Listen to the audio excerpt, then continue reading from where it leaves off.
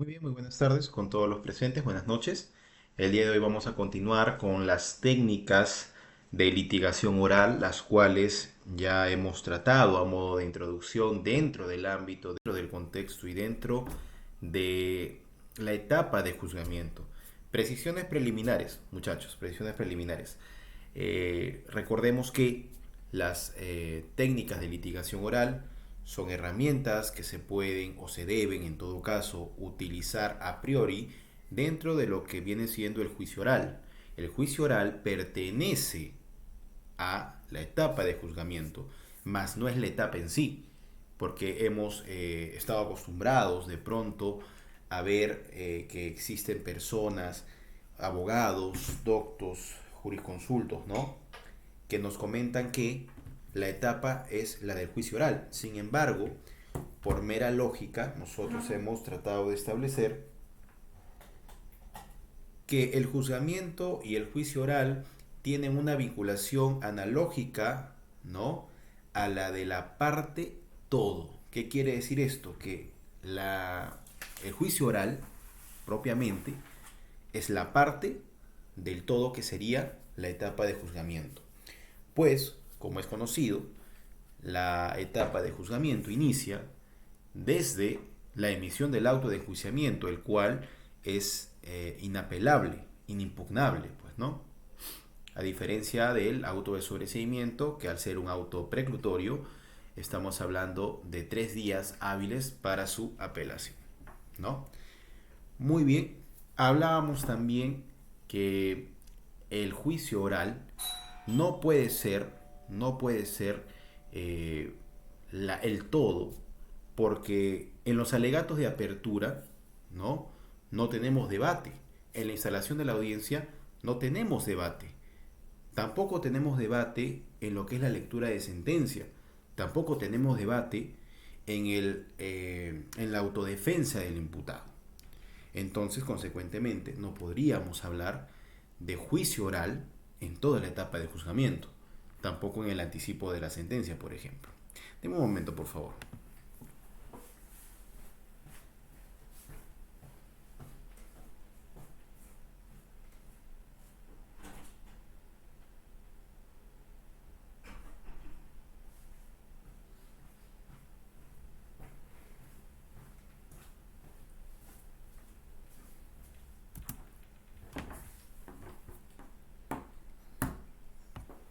Muy bien. Ahora bien, cometemos el error, probablemente, de adentrarnos al juicio y a la utilización de las técnicas de litigación oral de manera muy precipitada. ¿Por qué lo digo? Porque me parece que existen conocimientos y saberes previos que servirían de mucho como preámbulo y como base para la posterior utilización de estas técnicas de litigación oral. Tengamos en cuenta que nosotros, reitero, también seguimos conversando de los saberes previos, tenemos que utilizar las técnicas de litigación oral, pero adaptados a nuestro sistema. Ya habíamos comentado que estas técnicas de litigación oral no fueron creadas ni pensadas para un sistema como el nuestro. Elementalmente han sido pensadas para un sistema de jurados, en donde estos no son abogados, no conocen de leyes, tienen una somera o una breve instrucción en estas, pero no son ellos abogados, ¿no? Mientras que aquí, en cambio, tenemos que adecuar las técnicas de litigación dirigido hacia una persona que probablemente viene ejerciendo el derecho más tiempo que nosotros, ¿no? Consecuentemente, aquí existen factores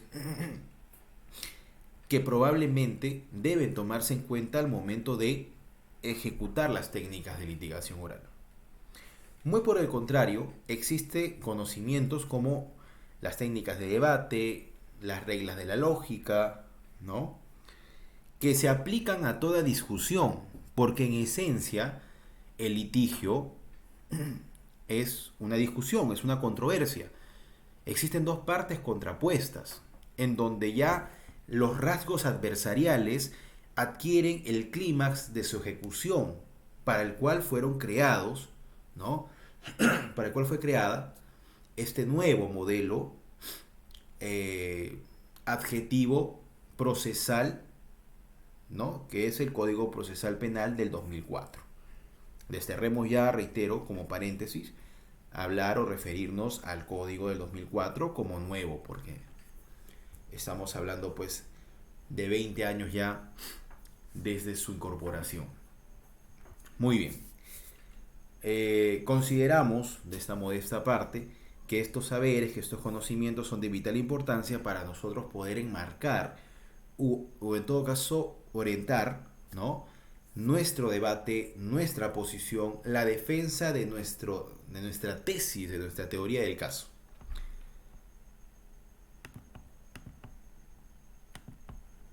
Para esto vamos a hablar brevemente sobre técnicas de oratoria. Antes de hablar sobre evidencia de contradicción, contrainterrogatorio, interrogatorio directo, antes de hablar de refrescamiento de memoria y objeciones, vamos a tener que hablar de esto como base para la incorporación del uso de las técnicas de litigación oral.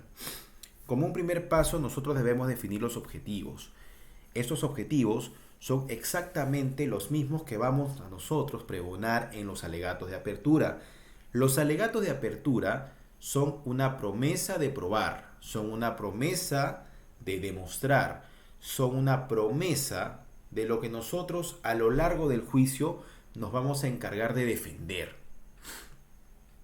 Y finalmente debemos decir lo que es nuestro vaticinio del resultado del proceso. Si eres parte de la fiscalía y tienes un requerimiento acusatorio por algo muy llegado a juicio, tienes que refrendar lo que has sugerido como pena en la etapa intermedia. Consecuentemente, lo que debes decir es que en el decurso del juicio va a haber actuaciones de pruebas, ¿no?, que a la postre y al final del juicio van a ser suficientes para generar certeza en el juzgador. Porque lo que buscamos es la certeza de las afirmaciones en el juicio oral. Consecuentemente, si somos miembros o somos parte de la defensa técnica del imputado, hoy acusado, enjuiciado, nuestro objetivo, si es que vamos a ir al debate, naturalmente va a ser la absolución. Muy al margen, paréntesis, de lo que el éxito en el proceso pueda significar para nosotros, porque el éxito dentro de un proceso puede tener diversas acepciones, no necesariamente la absolución. Entonces, como objetivo y como clímax o conclusión del alegato de apertura, nosotros diremos, ¿no?, señor juez, de pronto, ¿no?, como poner un ejemplo, en el decurso del juicio usted podrá ver la actuación de diferentes pruebas que, sin embargo, y muy a pesar de lo que sustente el Ministerio Público, no van a ser suficientes para poder desvirtuar la presunción de inocencia a la cual se ha hecho acreedor mi patrocinado por el simple hecho de ser humano, tal cual como consagra el artículo 2, ¿no?, en el inciso correspondiente de la Constitución Política del Estado. Entonces, el objetivo es ese. Las pruebas y la tesis que vamos a ir defendiendo van a ser orientadas de modo tal que vayamos siguiendo el norte de nuestro objetivo. Paso 2. Tener a la mano información valiosa y necesaria. Recuerdo mucho que en una audiencia que se transmitió por Justicia TV, ¿no?, se le sancionó, se le llamó la atención a un abogado por prácticamente leer lo que decía su diapositiva. Particularmente no estoy en contra de las diapositivas, pero a la vez de manera individual tengo que acotar que no estoy muy de acuerdo con la utilización de justamente las diapositivas. ¿Por qué? Porque me parece que en este momento es donde el abogado tiene que hacer gala de su versatilidad como profesional, de su histrionismo, de su elocuencia y de la habilidad que tenga en debate, oratoria, ¿no?, y en argumentos lógicos. Si nosotros utilizamos la diapositiva, el elemento visual, claro, puede ser de gran ayuda de pronto teniendo acotaciones precisas, pero no vamos a pretender tampoco llenar o cargar de letra una exposición que probablemente requiera concreción. Bien dicen que la concreción, la brevedad es el manjar de los jueces. Entonces, probablemente llenándole los ojos de diapositivas no sea el mejor camino para nosotros tratar de conseguir este objetivo descrito en el primer paso, ¿no? Lo que sí en cambio, ¿no? Bueno, claro que eso queda al gusto de la persona o al estilo o a la estrategia del litigante, pues, ¿no? Lo que sí en cambio considero que es imprescindible tener sería en todo caso apuntes en donde se prescriban los ítems o los tópicos más importantes y esenciales de nuestra disertación. Y por supuesto que estos a su vez nos permitan explayarnos, que nos permitan desarrollarnos, que nos permitan extendernos explicando datos que quizás en su momento, de pronto en edad intermedia, no han sido debidamente aclarados. Es aquí en donde debemos incidir en teoría de la imputación objetiva, debemos incidir en lo que viene siendo teoría o premisa de la imputación necesaria, ¿no? Debemos recoger los elementos jurisprudenciales, casacionales, ¿no? Vinculantes que nos sirvan para mantener la tesis. Entonces, más allá del número, nosotros ya debemos saber cuál es nuestra tesis, cuál es nuestra teoría del caso, y simplemente dejar escrito o tener a la mano, ¿no?, los puntos esenciales de nuestra disertación. Recuerden que, como dice el adagio popular, ¿no?, como dice el dicho, el tiempo de televisión es corto. De hecho, probablemente en el diverso material, vasto material que existe en la web, encontrarán audiencias en donde le dan 5 o 10 minutos al abogado, ¿no?, para poder ejercer la oralidad en cuanto a sus alegatos. Y al final terminan pues desarrollándose aproximadamente media hora, una hora, ¿no? De 10 o 15 minutos que le daban inicialmente, pues terminan explayándose. Esto obviamente no es un jalón de orejas ni tampoco un llamado de atención a los abogados que de pronto se toman más tiempo para poder desarrollar sus alegatos, porque estos van a estar condicionados naturalmente al tipo de caso que tenemos, ¿no? A la tesis que nosotros vamos a defender y a la complejidad propia del proceso, ¿no? Sin embargo, considero también, modestamente por supuesto, que es una gran virtud aquel que con muy pocas palabras puede decir mucho. Muy por el contrario, en ocasiones termina siendo pues algo insufrible, insostenible, ¿no?, insoportable, personas que hablan demasiado y dicen poco, ¿no? Consecuentemente, creo que este ejercicio de tomar las notas de lo más importante, de lo esencial, de la información más valiosa, a la larga en el juicio y sobre todo en el momento de la discusión final o alegatos de clausura, nos va a servir para nosotros poder encuadrar o enmarcar mejor nuestro norte probatorio, pues, ¿no? Tercero, estructura de la disertación. Propiamente dicho, la teoría del caso. ¿Ok? Nuestra teoría del caso no va a ser la redacción vasta y extensa cual separata de universidad, de donde probablemente subrayamos con el resaltador prácticamente toda la hoja. No. Tenemos que tratar de enumerar en orden secuencial. Lo más claro, lo más lógico sería de manera cronológica, ¿no?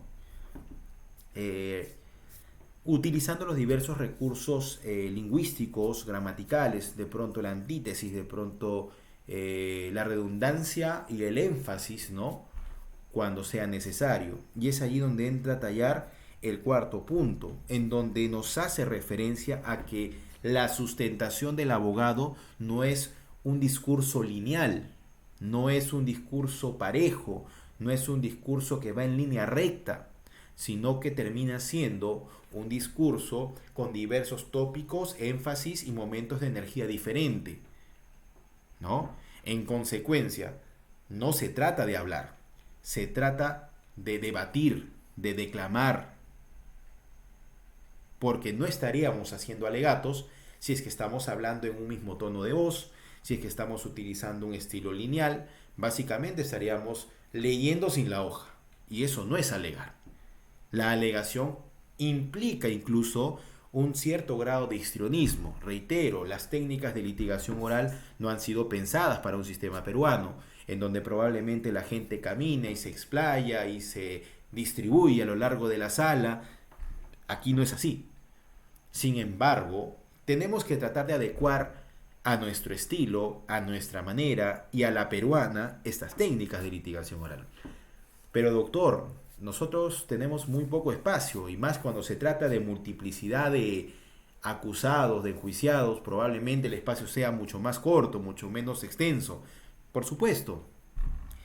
De hecho, con las justas nos dan un pupitre y, bueno, si se nos permite, ¿no? Ponernos de pie para poder sustentar. La recomendación, bueno, particularmente prefiero sustentar de pie.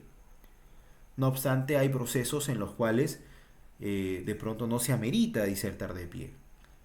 Dependerá mucho de la intencionalidad de la persona, la intencionalidad de la tesis, ¿no? De pronto empezamos la disertación sentados y finalmente nos paramos para poder dar el énfasis correspondiente. Por supuesto, esto es válido. Siempre que respetemos las exhortaciones propias del director de debates, por supuesto. Existe entonces oportunidad, espacio para el histrionismo, para la expresión. Y es eso lo que nosotros vamos a aprender en los futuros talleres de lo que resta del diplomado. Tenemos que tratar a partir del énfasis, como quinto paso, ¿no?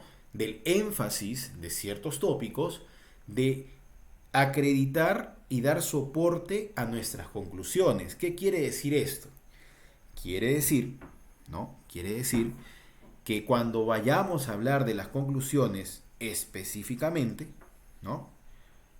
Vamos a tener necesariamente que emplear una mayor fuerza de voz, porque estamos ya arribando, ¿no? Al resumen, a las conclusiones a las cuales queríamos llegar disertando, ¿no? Esa es la idea, esa es la idea. Y como paso final, siempre defendamos nuestra posición con confianza, con pasión, ¿no? Evitando de pronto la sobreactuación, ¿no? Porque reiteremos, la intención con todo esto es evitar saturar al juez. Ya sea porque es una persona entendida en derecho, que tiene bastante tiempo ejerciéndolo, ya sea porque es una persona que probablemente sienta y sepa más de derecho que nosotros, ¿no? Ya sea porque ya tienen conocimiento del expediente y finalmente digas lo que digas, si no es una novedad, probablemente nos sirva de mucho para la sustentación, ¿no? En consecuencia, muchachos, en consecuencia, lo que se quiere con estas técnicas de oratoria es poder estructurar, ¿no? De manera eficiente nuestro alegato, con la finalidad de que alcancemos este convencimiento por parte de los órganos de justicia. Las técnicas de oratoria son técnicas tan básicas que probablemente suenen muy lógicas, pero que al momento de la disertación, al momento del debate, pues prácticamente no lo utilizamos. Como ejemplo, podríamos nosotros reivindicar a la escucha activa, por ejemplo, ¿no?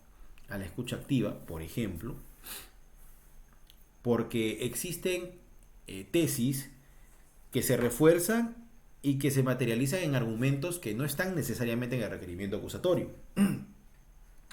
Probablemente si nosotros no estamos atentos, no podemos tener una adecuada disertación. Y esto tómelo como un ejemplo y como un consejo, por supuesto. Lo que sucede es lo siguiente. Digamos que nosotros los litigantes, porque bueno, estamos en este mundo, a los litigantes nos entregan el caso de acuerdo a la elección y a la decisión del cliente. Y hay ocasiones en las cuales nosotros no somos el abogado con el cual inició este proceso. Digamos que llegan a ti, a ver, doctor Laiseca, doctor Marco Antonio, tengo audiencia. Muy bien, dime, ¿cuándo te citaron? ¿Qué audiencia es? ¿Es audiencia de juicio? ¿Cuándo es? Hoy. ¿Qué hacemos? Pues tenemos que, como se diría pues en el albur popular, tenemos que apechugar, tenemos que enfrentarnos a esta audiencia. Ok, pásame tu absolución de requerimiento acusatorio. No, la verdad es que es la primera vez que voy a ir, mi abogado no presentó nada. Ya, no te preocupes, no tenemos pruebas. ¿Qué debemos hacer? A ver, y en este aspecto, si es que tenemos alguna opinión, si es que tenemos alguna sugerencia, con toda confianza levantar la mano o prender el micrófono para poder hacer de esto algo más dinámico, ¿no? Aprovechando que tenemos un público reducido, sería bueno para poder reforzar esos saberes o esos conocimientos que va a venir bien al momento de la ejecución del litigio, de la carrera, pues no, que es el objetivo. Muy bien. ¿Qué podríamos hacer, no? Pues no tenemos pruebas, recién nos dan el proceso, estamos entrando en esta audiencia de juicio oral, ¿no? ¿Qué es lo que a nosotros nos conviene hacer? ¿Qué es lo que a nosotros nos convendría hacer? Lo único que yo observo humanamente posible en este escenario, que es el peor de los casos, ¿no? Porque uno como litigante en algún punto tiene que ponerse en el peor de los casos, sería la única alternativa, la escucha activa y atacar la posición del contrario. El fiscal va a decir una serie de situaciones, de contextos, de cosas, porque se supone que conoce el caso. Reitero, se supone, ¿no? Eh, Probablemente el fiscal describa los hechos que al terminar el juicio van a quedar aprobados. Entonces ahí tenemos el recurso de la escucha activa, refutar lo que dice el fiscal y antelarnos, por supuesto, a lo que puede decir el fiscal, ¿no? De pronto ustedes han visto la película y qué gran fuente es el cine, la película Cuestión de Honor, en donde pues el fiscal, claro que es un escenario un poquito diferente, en donde el fiscal y el abogado defienden en el fuero militar, pues, ¿no? Pero bueno, la estructura, la dinámica es la misma, independientemente del fuero en donde se esté juzgando. Y la fiscalía menciona, ¿no? Se antela a la defensa y dice, el abogado defensor, ¿no? Va a intentar sorprenderlos, haciendo alusión a prácticas supuestamente tradicionales y ancestrales como la denominada clave roja, ¿no? Pero esta no podrá ser demostrada por cuanto no existe documento alguno en donde quede acreditada la existencia del dispositivo llamado, reitero, clave roja, ¿no? Y esto, asistentes, es lo que básicamente podemos hacer si es que de pronto no tenemos pruebas, si es que de pronto recién asumimos el caso. Atacar la posición del contrario, escuchar atentamente lo que dice. Si el fiscal dice, vamos a demostrar que sucedió un asesinato, y esto quedará demostrado, porque eso es lo que también hacen los fiscales, leen piezas procesales, esto quedará acreditado con la prueba A. Pues hagamos referencia a la prueba A, ¿no? La prueba A no va a ser suficiente para poder acreditar la comisión de un delito. Y esto se va a demostrar en el contradictorio, señor juez. Sin explicar el fondo de la prueba, nosotros podemos hacer referencia a que esta no va a ser suficiente para enervar la presunción de inocencia a la cual todos los seres humanos, como miembros de un Estado de Derecho, nos hemos hecho acreedores por el simple hecho de existir. No es necesario quizás tener el expediente, que sí lo vamos a necesitar a futuro, pero no va a ser necesario que lo tengamos a la mano para poder refutar. Tenemos que aprender a resolver con los recursos que podamos tener a la mano.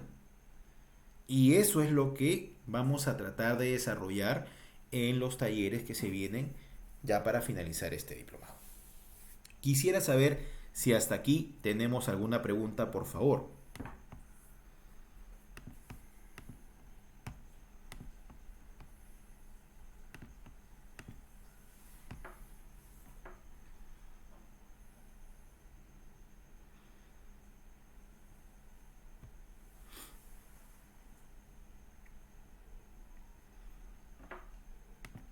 Muy bien, muy bien.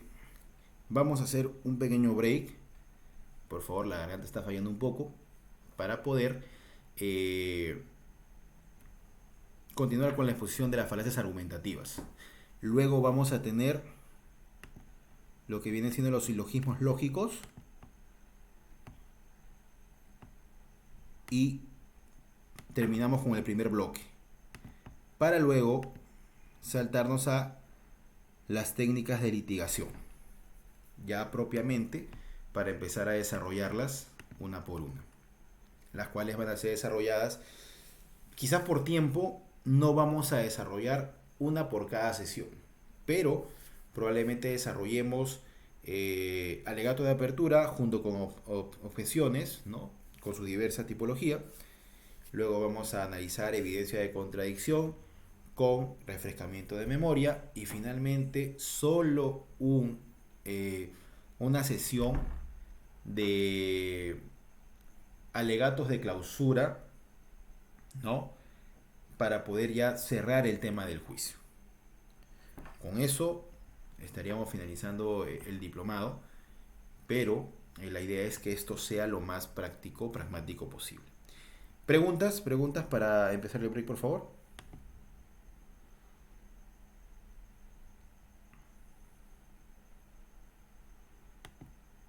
Bien, vamos a dar un break de 2 minutos, por favor.